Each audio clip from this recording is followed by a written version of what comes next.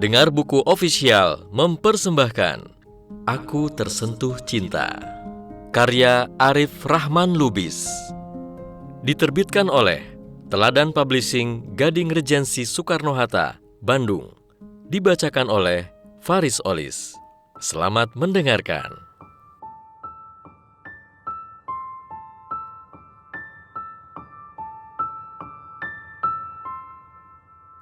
Imam Bukhari dan Imam Muslim meriwayatkan dari Abu Hurairah radhiyallahu an bahwa Rasulullah Shallallahu alaihi wasallam bersabda tentang suatu kisah indah.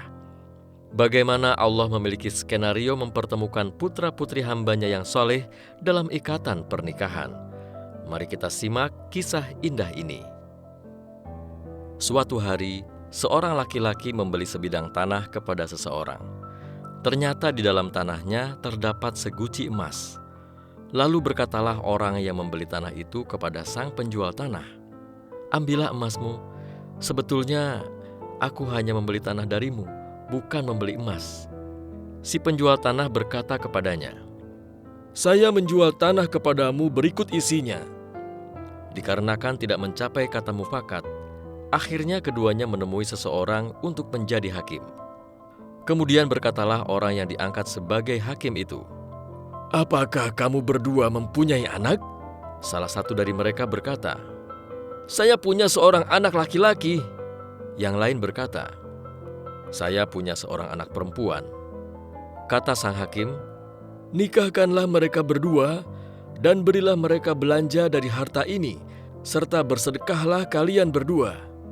Ketika Allah menakdirkan kedua insan yang dicintainya untuk bersatu, maka mereka pasti akan bersatu. Dengan skenario yang sangat indah, benar-benar luar biasa indahnya. Bahkan terkadang melampaui impian dari kedua insan itu. Karenanya, kamu yang sudah memutuskan untuk tidak berpacaran, fokuslah untuk memantaskan diri. Fokuskan diri untuk meluruskan niatmu, menjaga dirimu, memperbaiki ibadahmu, memperdalam ilmumu, menguatkan mentalmu, memperkokoh kemandirianmu. Daripada sibuk mencari jodoh idaman, lebih baik kamu fokus berupaya agar diri menjadi sosok jodoh idaman. Daripada asyik menimbang-nimbang siapa jodoh yang pantas, lebih baik fokus berusaha agar dirimu pantas. Perbaiki akhlakmu, khususnya kepada kedua orang tuamu. Raih keridhaan mereka. Minta restu dan doa mereka dalam prosesmu memantaskan diri dan menjemput jodoh impian. Berjuanglah menjemput jodoh impian lewat jalan yang diridhoinya. Dekatkan yang terbaik dengan cara yang disukainya. Kelak, Allah yang akan mempertemukanmu dengan jodoh impianmu. Di waktu terbaik, di tempat terbaik dengan skenario pertemuan terindah. Insya Allah, hal-hal luar biasa ini akan kita bahas di bab berikutnya. Tetap tersenyum, tetap semangat, dan tentunya tetap bahagia.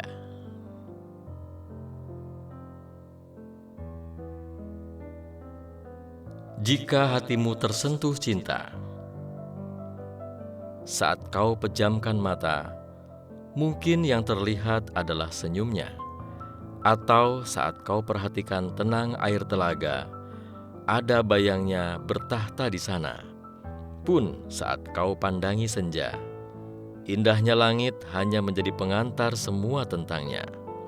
Maka, jika hatimu tersentuh cinta, segeralah datang kepada Allah Subhanahu wa Ta'ala. Di sepertiga akhir malam temui Dia. Dalam khusyuk dirimu berdoa, goreskan sebait namanya. Tuangkan gundah di dalam dada.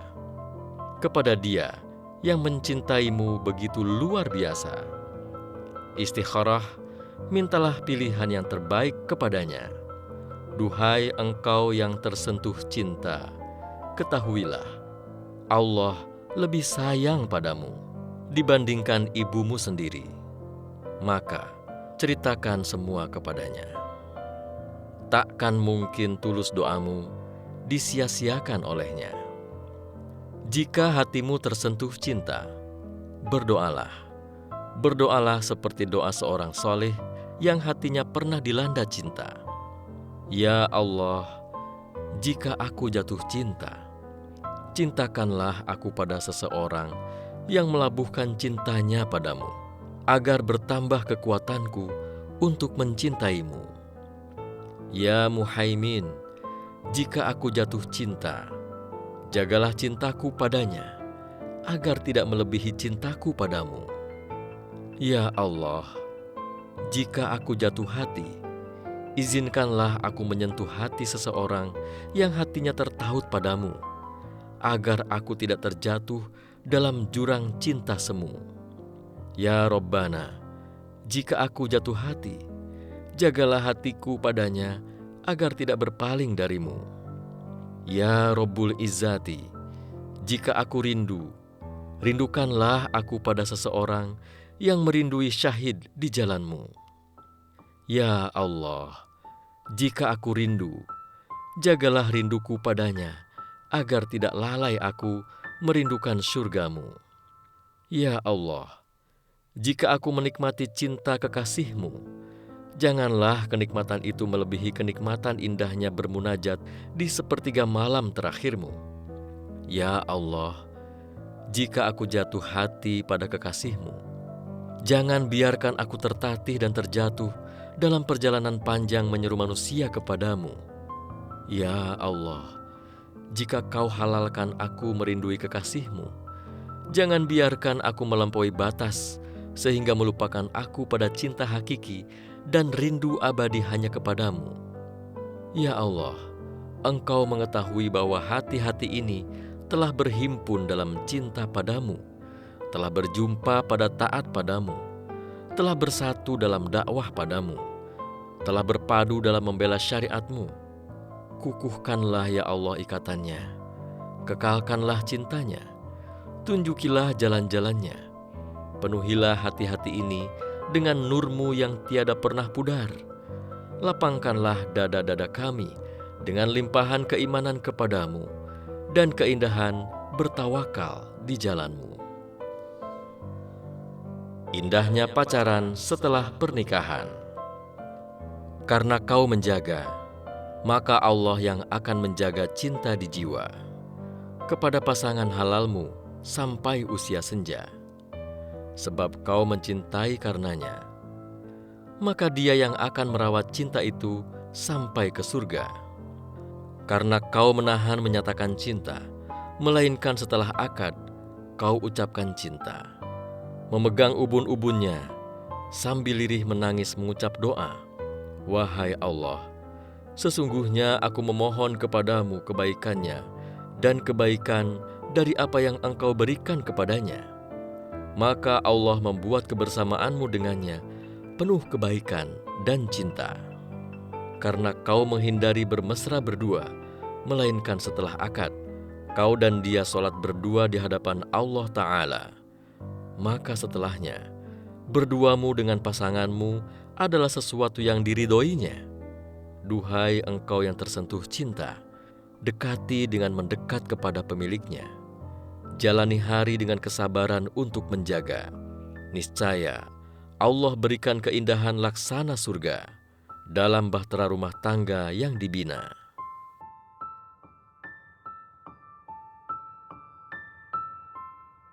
Bab 3. Memantaskan untuk cinta.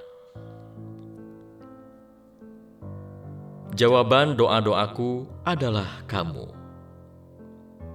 Jika dirimu terus menjaga diri, bisakah kau peroleh jodoh yang dirinya terjaga pula?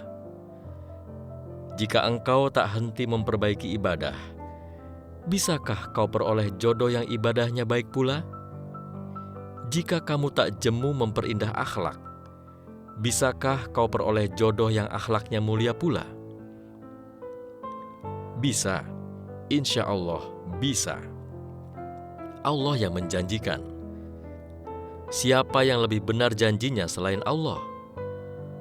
Perbaiki diri, untukmu dan juga untuknya yang sudah dituliskan Allah sebagai pendampingmu, agar saat akad nanti, pasangan yang kamu gandeng tangannya itu tersenyum, sembari berkata lembut, jawaban doa-doaku adalah kamu. Alih-alih kamu terpaku pada sosok yang diinginkan, tapi tak kunjung memberi kejelasan, atau dia yang diharapkan tapi malah memberikan undangan pernikahan yang memporak-porandakan perasaan. Lebih baik kamu fokus memantaskan diri. Hatimu terlalu berharga untuk senantiasa gelisah menanti. Sahabatku, jodoh memang sudah ditakdirkan, tapi tetap butuh diperjuangkan. Salah satunya dengan memperbaiki diri agar pantas sebagai seorang pasangan. Yakinlah, sebenarnya saat dirimu sedang sibuk memantaskan, di sana, dia yang ditakdirkan untukmu pun sedang fokus memantaskan. Sebenarnya, barang sedetik pun kamu tidak sendirian memantaskan. Perbaiki diri sambil terus menjaga. Untuk ini juga, kamu tidak sendirian menjaga. Dia berusaha menjaga mata dari pandangan tercela, sedangkan kamu sendiri mencoba membentengi hati sampai dirinya tiba. Betapa indah jika masa sendiri justru digunakan untuk menjaga hati sekaligus memperbaiki diri. Sambil engkau terus meyakini bahwa proses pemantasan diri ini akan menemui muara indahnya. Menjumpai akhir luar biasa bersama dia yang juga berusaha memantaskan diri di belahan dunia berbeda. Memantaskan spiritual. Sesungguhnya amal perbuatan itu dinilai berdasarkan niatnya. Dan sesungguhnya setiap orang memperoleh apa yang ia niatkan.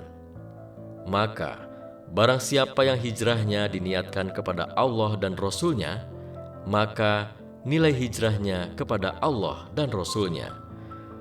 Dan barang siapa yang hijrahnya diniatkan untuk dunia yang ingin ia peroleh, atau untuk wanita yang ingin ia nikahi, maka nilai hijrahnya kepada apa-apa yang ia berhijrah kepadanya. Hadis riwayat Bukhari Muslim. Duhai sahabatku, karena perbuatan kita dinilai berdasarkan niat yang ada di jiwa, maka luruskanlah niat hanya untuk ridho Allah Subhanahu wa Ta'ala. Menikah adalah ibadah yang berlangsung dari sejak akad sampai ajal menjemput kita. Bahkan insya Allah, ikatan pernikahan bukan hanya ada di dunia, melainkan sampai ke surga Allah Ta'ala. Insya Allah. Maka yang pertama perlu kamu lakukan adalah luruskanlah niat. Bersihkan sebab agar selalu hanya karena Allah. Bawalah cermin kepada dirimu. Tanya ke dalam hatimu. Kepada apa niat yang menyebabkan engkau semangat memantaskan diri? Apakah karena ingin Allah ridho? Amal itu dinilai dari niatnya. Jadi, niatkan pernikahanmu untuk beribadah kepada Allah dan mengikuti sunnah Rasulullah SAW. Semoga Allah Ta'ala akan memberi keberkahan bagi rumah tanggamu. Awalnya baik, dan hari demi hari terus bertambah dan bertambah baik. Allah akan memberikan sakinah, mawaddah, warahmah dalam pernikahanmu. Barang siapa menikahi wanita dengan niat menjaga pandangan mata, memelihara kemaluan, dan menjalin silaturahim, maka Allah akan memberkahi pasangan suami istri tersebut. Hadis riwayat At-Tabrani. Luruskanlah niatmu. Allah akan menyempurnakan apa yang kamu niatkan. Insya Allah. Sekalipun kamu tidak bisa dengan sempurna melaksanakan, semakin sempurna pula pertolongan Allah untukmu. Ketahuilah bahwa kadar pertolongan Allah kepada seorang hamba tergantung kadar niatnya. Barang siapa niatnya sempurna, pertolongan Allah juga akan sempurna. Dan barang siapa niatnya berkurang, pertolongan Allah juga akan berkurang. Surat dari Syekh Salim bin Abdullah kepada Umar bin Abdul Aziz. Pertama sekali perbaikilah niatmu dalam menikah, karena inilah yang akan mengundang pertolongan Allah. Ada 3 golongan yang pasti mendapat pertolongan Allah, yaitu seorang budak yang mengadakan perjanjian kebebasan dirinya dan bermaksud melunasi perjanjiannya, orang yang menikah dengan maksud memelihara kehormatannya, dan orang yang berjihad di jalan Allah. Hadis riwayat Tirmizi, An-Nasa'i. Selain meluruskan niat agar ikhlas mengharap ridho Allah, memantaskan spiritual dapat kamu lakukan dengan menjaga ibadah yang wajib agar semakin sempurna, kemudian menambahkan dengan yang sunnah agar Allah semakin cinta.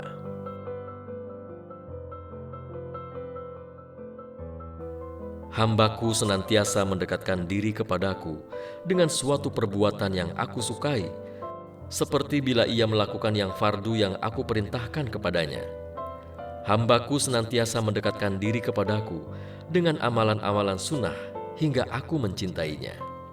Jika aku telah mencintainya, maka jadilah aku sebagai pendengarannya yang ia gunakan untuk mendengar, sebagai penglihatannya yang ia gunakan untuk melihat, sebagai tangannya yang ia gunakan untuk memegang, sebagai kakinya yang ia gunakan untuk berjalan. Jika ia memohon sesuatu kepadaku, pasti aku mengabulkannya, dan jika ia memohon perlindungan, pasti akan aku berikan kepadanya. Hadis riwayat Bukhari.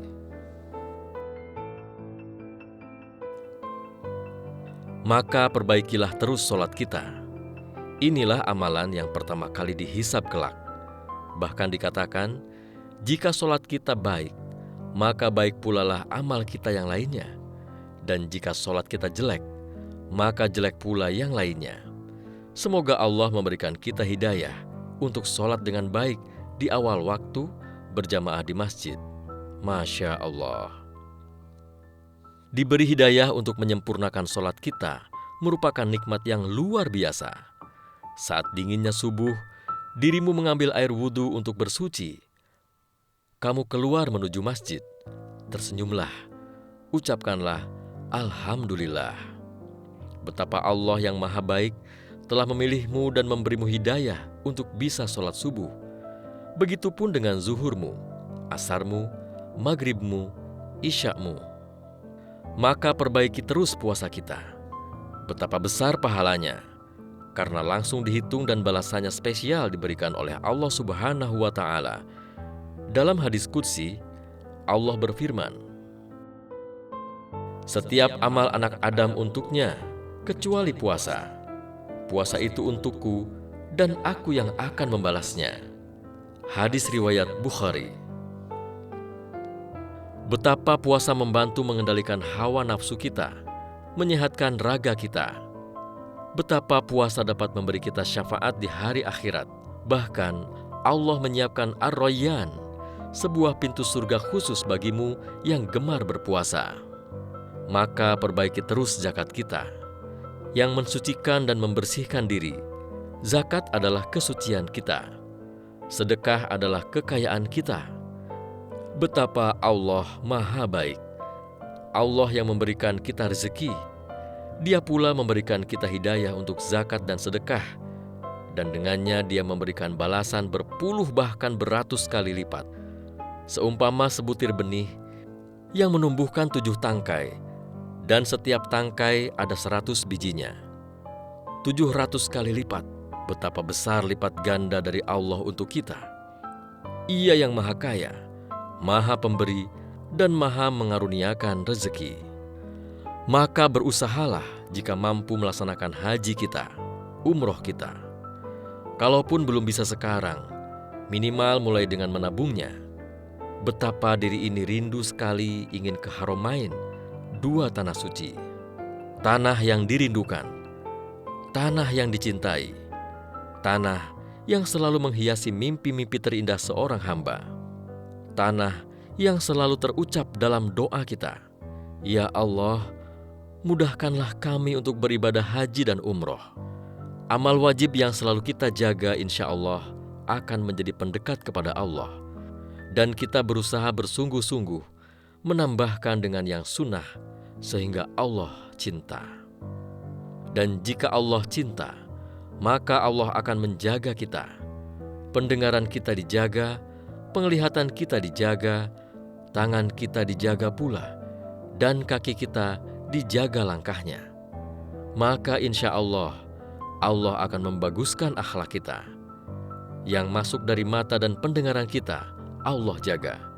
dan yang keluar dari lisan dan perbuatan kita akan menjadi hal yang baik lagi mulia. Perhatikan pula sahabat-sahabat kita, karena sahabat yang solih yang dapat membantu kita memantaskan spiritual kita.